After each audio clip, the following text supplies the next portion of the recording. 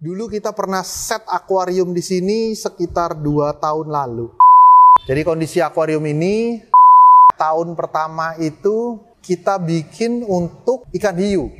Setelah hiu itu udah 1 tahun, dia mau rubah konsepnya menjadi reef tank. Ini udah berubah menjadi reef tank. Kalau kalian yang udah pernah ngeliat channel kita sebelumnya, pasti tahu tentang akuarium ini.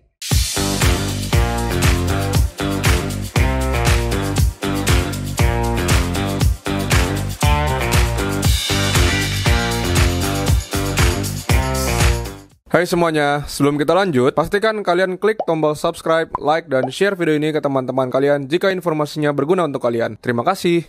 Selamat datang di Java Pet and Company. Video kali ini, gua lagi ada di daerah Jakarta Selatan. Dulu kita pernah set akuarium di sini sekitar 2 tahun lalu. Jadi kondisi akuarium ini, waktu tahun pertama itu kita bikin untuk ikan hiu. Cuman set dari alat-alat dari akuariumnya memang udah di prepare untuk koral, untuk reef tank. Tapi ternyata si pihak dari sini mau tahun pertama itu hiu dulu. Setelah hiu itu udah 1 tahun, dia mau rubah konsepnya menjadi reef tank. Nah, ini udah tahun kedua. Ini udah berubah, berarti udah sekitar 1 tahun lalu. Ini udah berubah menjadi reef tank. Kalau kalian yang udah pernah ngeliat channel kita sebelumnya, pasti tahu tentang akuarium ini. Nah, ini udah lama saya nggak lihat. Sekarang saya mau lihat secara langsung. Kalian penasaran nggak akuariumnya kayak apa? Dia punya panjang 5 meter, tinggi 1 meter. Kalau nggak salah, saya juga udah lupa lah. Pokoknya panjang 5 meter seingat saya. Yuk kita lihat akuariumnya yuk. Let's go! Nah, ini kebetulan lagi ada tim maintenance, lagi maintain di sini. Nah, sekalian kita mau lihat apa aja yang dia lakuin. Saya mau inspeksi mendadak. Let's go.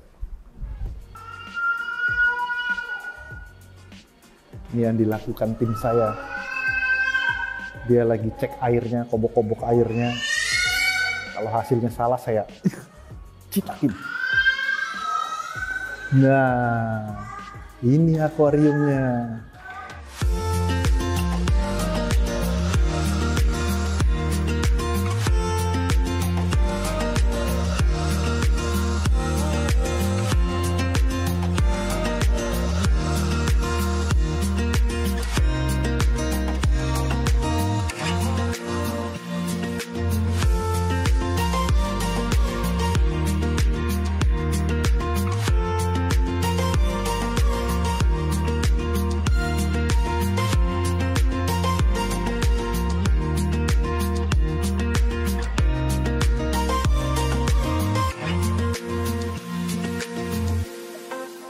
Ini kondisinya saat ini. Sini. Lihat mekarnya si donat otak. Wah, ini sayang nih, kena pasir nih, pasti dia rusak. Tapi lihat deh otaknya. Otak, donat, buset. Ini gede-gede banget. Ini piring gundul. Pirgun ini size-nya gede. Ini pirgun lokalan lah. Ajur. Ini serojanya gede banget deh. Serojanya gede. Wah, ini karang melatinya juga bagus banget nih, mekarnya. Terus itu ada lobo. Nah, lobo tuh cocoknya di situ tuh. Dia kalau nggak kena pasir, dia nggak rusak. Ini mungkin salah nih penempatannya nih. Nanti saya suruh benerin. Dipindahin aja ke atas. Harusnya begitu dia. Wah, ini juga nih. Nih, kalau dia udah lama, dia punya tentakel tuh lebih tebal-tebal, terus lebih panjang-panjang. Karena dia dirawat. Kalau baru-baru kan pasti masih pendek-pendek, terus jari-jarinya tuh masih kecil-kecil, kurus-kurus lah. Ini karang mutiaranya bagus. Oh, karang mutiaranya bagus. Terus ini ada jamur ya. Ini jamurnya kok coklat sih warnanya. Baru lihat nih ada jamur. Ini jamur jenis jamur kuping gajah. Harusnya hijau. Ini kenapa coklat? Gue belum pernah lihat yang coklat begini. Biasanya hijau. Ini ada karang kukunya. Wah, karang kukunya oke lah. Oh, tuh ada yang lebih tebel. Yang hijau metalik. Oh, tapi ini jatuh-jatuh ya. Ini ada sponsnya jatuh. Ya mungkin ikannya segede-gede gini sih. Wah, ini juga nih serojanya gede nih. Wah, ini ada karang babut. Babutnya juga oke. Ada acan. Ada acan di bawah. Ini juga pirgun nih. Ini ada pirgun. Wah, ini ada ikan gede nih. Wah, keluar dia. ya ikannya segede gitu. Kalau kita nempelnya nggak bagus ya jatuh-jatuh nih pasti. Ya ini kendala-kendala ini. Oh tapi ada yang bagus. Nih mekarnya bagus nih, dia udah lama nih. Mekarnya udah panjang. Ya ini kendalanya kalau akuarium besar ikannya kan juga pasti besar. Cuman kalau ikan besar ya resikonya, nah kayak gini nih resikonya. Jatuh-jatuh nih pasti di bawah nih. Wah ini donatnya juga oke nih. Tuh banyak yang jatuh kan. Ini pasti kena kibas sama dia mah ya udah. Ya ini kurang lebih kondisinya sekarang. Saya suka sih dengan koral-koral euphilianya yang goyang-goyangnya ini oke lah. Ya by the way ini 5 meter. Ada balong gede. Terus nggak ada putihnya. Buset, balongnya sama botannya sama. Gedenya. Wih ini gede banget nih. Ini balongnya gede banget nih, merah lagi. Nah, hari ini kita mau maintenance. Biasanya nih yang kita lakuin di saat maintenance, cek air nomor 1. Udah pasti, wajib cek air. Biar kita tahu airnya seperti apa. Di video sebelumnya saya juga udah bilang, kita nggak perlu ngejar angkanya. Kalau kalian pernah lihat di video ini, yang penting gimana caranya kita bikin air itu stabil. Kalau angkanya di sana, ya udah kita stabilin di sana. Kita perhatiin dalamnya. Kalau misalnya koralnya happy dengan angka tersebut, ya udah kita berarti tinggal pantengin aja angkanya di sana. Kita jagain terus di sana. Karena koral juga bisa adaptasi kok. Ikan adaptasi, koral adaptasi. Terus udah pasti pembersihan. Pembersihan itu biasanya kita meliputi pembersihan kaca, udah pasti. Pembersihan peralatan, skimmernya, lampunya, wave makernya, pompanya, dan lain-lain lah. Itu pembersihan. Sama satu lagi yang ketiga, biasanya setelah kita tahu cek parameter, kita udah tahu angkanya. Apa yang kurangnya, kita adjust lagi. KH-nya kurang, kita tambahin KH-nya. Kita pakai dosing pump di sini, ya itu lebih enak, sangat membantu adanya dosing pump. Setelah kita tahu berapa kurangnya, setiap harinya kita jadi tahu berapa harus masuk, itu enaknya. Terus sama kita masih ngasih dia bakteri. Kita jaga-jaga jangan sampai bakteri ekosistem ini akhirnya kekurangan bakteri. Jadi kita tambahin lagi bakterinya. Ya nggak ada salahnya, cuman seminggu sekali cukup lah. Kita datang seminggu sekali ke sini untuk jaga ini supaya tetap enak dilihat. Itu yang paling penting. Sekarang saya mau ngecek mereka. Ini kan udah selama 1 tahun nih. Ya. Ini namanya Adnan. Dia yang bantuin saya untuk cek hasil-hasilnya tim maintenance. Jadi ini selama 1 tahun ini dia yang bantuin pantau. Ini selama 1 tahun bisa dijagain seperti ini, yang kalian lakuin apa aja? Yang kita jagain ya terutama parameter harus stabil kan. Terus juga kita jaga ikannya nggak terlalu banyak, sama kita rutin water change sih. Kenapa ikannya nggak boleh banyak-banyak? Nggak boleh banyak karena nanti bakal mengganggu koral. Dia rese. Kadang ikan kan sering rese ya, notolin lumut, tiba-tiba takutnya ke koral gitu loh. Takutnya ke situ. Udah. Ini ikannya segini aja udah rese nih, koralnya udah pada jatuh-jatuh. Ya betul. Tambahan lagi apa yang dibilang sama Adnan nih betul. Takutnya ada bagian koral yang ketotol, akhirnya dia keenakan, ternyata bisa dimakan, akhirnya dimakanin terus tuh koralnya. Nah itu biasanya kalau kekurangan makan ya. Yang kedua, ikan itu kan punya wilayah masing-masing nih, punya teritori masing-masing. Jadi ikan laut itu pasti ngejagain teritorinya dia. Kalau teritori ada ikan lain masuk teritori dia, dia pasti akan kejar-kejaran. Nah, ini yang terjadi nanti koralnya juga pada rubuh-rubuh. Ini yang bisa mengganggu si koralnya. Kalau koralnya jatuh kayak yang tadi kita lihat, koralnya jatuh-jatuh, akhirnya kita seminggu nggak kesini, nggak ada yang bantuin balikin lagi ke posisi semula, akhirnya matilah dia. Takutnya seperti itu ya. Terus apa lagi yang dilakuin? Yang dilakuin maintenance seperti biasa, kayak pembersihan skimmer, wave maker, terus chiller, lampu-lampu juga, terus sama pompa utama juga kita bersihkan sih setiap 1 bulan sekali kurang lebih ya. Kalau ini suhunya di berapa sih? Oke, suhunya di 26.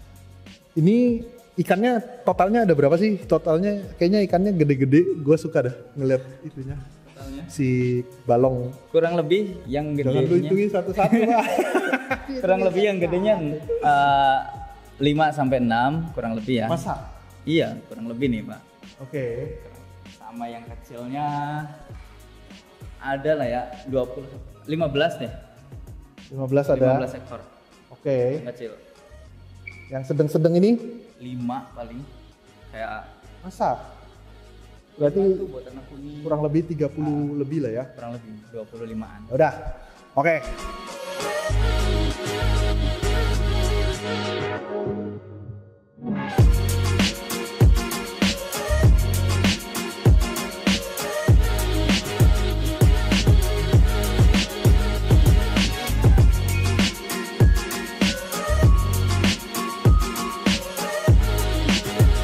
Closing pumpnya ini kita pakai KHC AMG dari Red Sea yang 5 liter. Soalnya kalau yang 1 liter cepet habis kalau akuariumnya segede gini.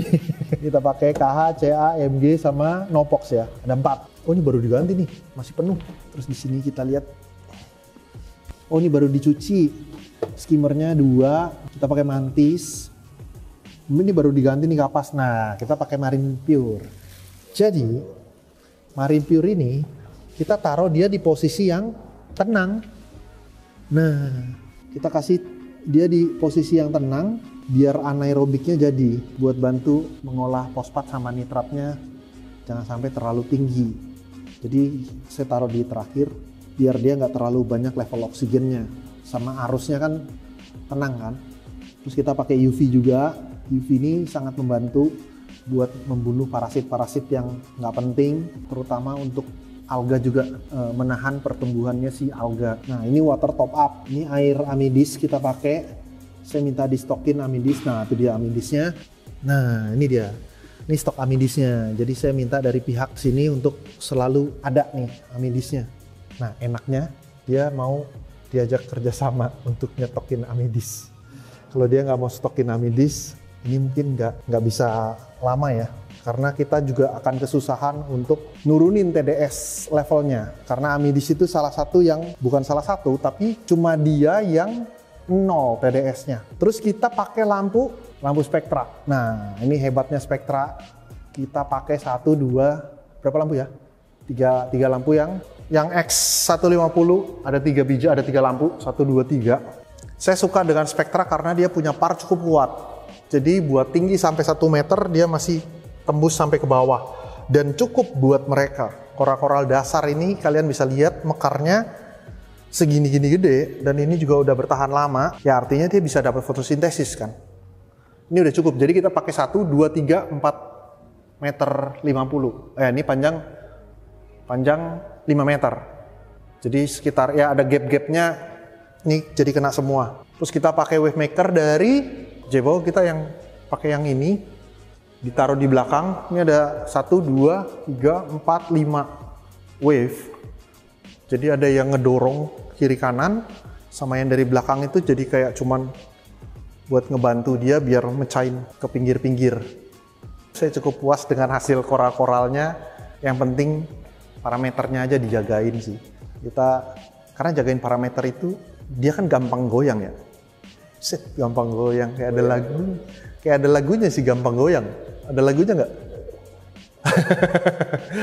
Yang paling penting kita jagain jangan dia sampai gampang goyang.